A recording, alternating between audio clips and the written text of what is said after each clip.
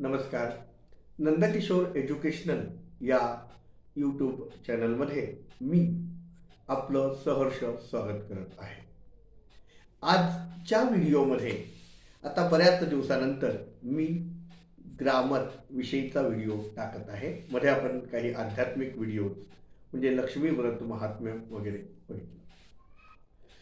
सम important defective verbs म्हणजेच काय तर काही महत्वाची सदोष क्रियापद यांचा वापर आपण आजच्या व्हिडिओमध्ये पाहणार आहोत. चला तर मग अधिक वेळ न घालवता या व्हिडिओला सुरुवात करू. हा भाग पहिला आहे.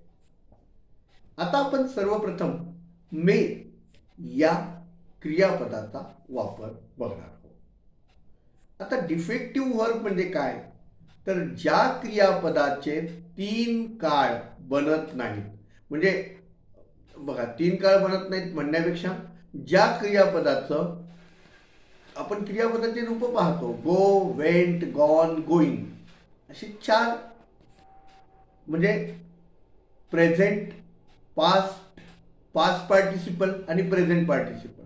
पण काही क्रियापदं ही अशी असतात की ज्याची प्रेझेंट आणि पास्ट हीच रूपं असतात. त्यांचं पास्ट पार्टिसिपल बनत नाही किंवा प्रेझेंट पार्टिसिपलही बनत नाहीत. मग म्हणून यांना डिफेक्टिव्ह म्हणजेच काय सदोष क्रियापद असं म्हटलं जातं.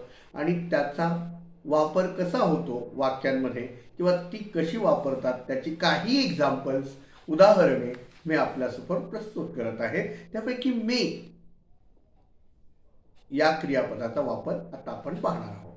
मे आणि माईट. आता वाक्य बघा. मी घरी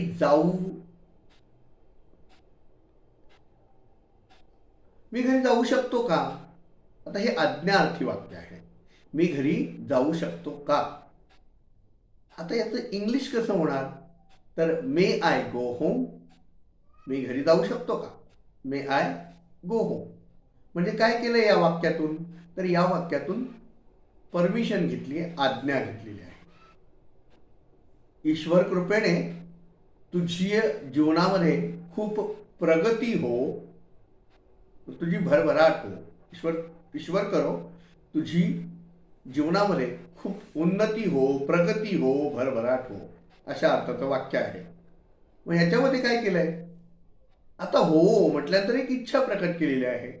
मग याचं इंग्लिश वाक्य कसं येईल may you prosper in life.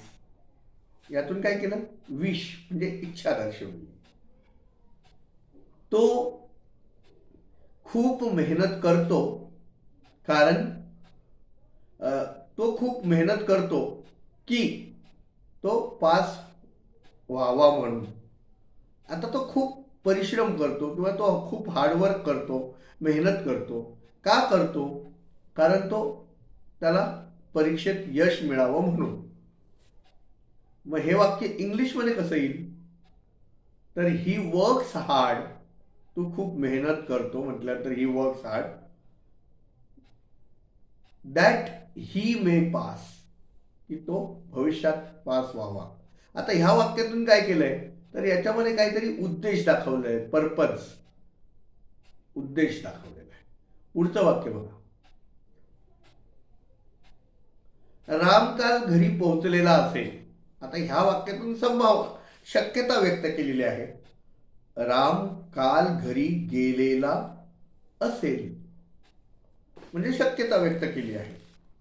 मग Ram might have gone home yesterday आणि याच्यामधून काय केलं शक्यता म्हणजे पॉसिबिलिटी व्यक्त केलेली आहे.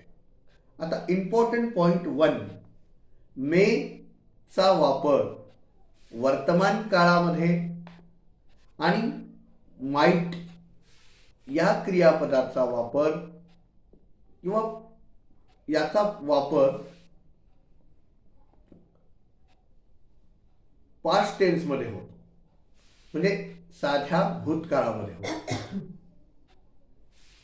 आणि यांचा प्रयोग कशासाठी केला जातो तर आज्ञा, इच्छा उद्देश आणि शक्यता ज्या वाक्याद्वारे आपल्याला दर्शवायचे असेल त्या वाक्यामध्ये यांचा वापर केला जातो. तर तुम्हाला मे आणि माईचा वापर चांगल्या प्रकारे समजलेला असेल. आज 21 डिसेंबर आणि उद्या 22 डिसेंबर स्वामी विवेकानंद विद्यालयाच्या संचालिका राजश्री पाटील मॅडम यांचा वाढदिवस. सो यांना वाढदिवसाच्या माझ्या चॅनलच्या वतीने म्हणजेच नंदकिशोर एज्युकेशनल या चॅनलच्या वतीने खूप साऱ्या शुभेच्छा देतो आणि खात्री आहे की आपल्याला माझा हा व्हिडिओ नक्कीच आवडेल. आपल्याला हा व्हिडिओ आवडला तर या व्हिडिओजला आपण लाईक करा, कॉमेंट करा, जास्तीत जास्त लोकांपर्यंत हा व्हिडिओ पोहोचवा आणि मी देत असलेली ग्रामर विषयीची माहिती आपल्याला कशी वाटते हे कॉमेंट करून जरूर कळवा. भेटूया पुढच्या व्हिडिओमध्ये. तोपर्यंत खुश रहा, आनंदी रहा. आपल्याला नाताळच्या सुद्धा खूप साऱ्या शुभेच्छा. धन्यवाद.